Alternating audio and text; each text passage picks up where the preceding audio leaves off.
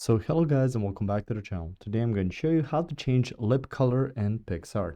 So the first thing you want to do is open up Picsart.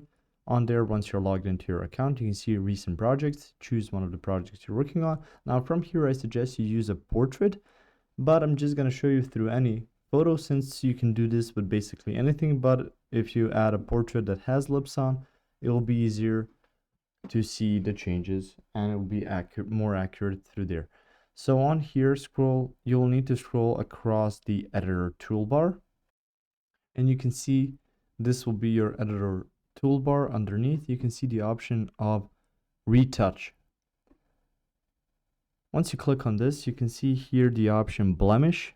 You can see face, smooth, HD portrait, remove, makeup, reshape, eye bag, skin tone, and many more options. So you can see all the stuff you have available. So on here, you'll need to go to makeup.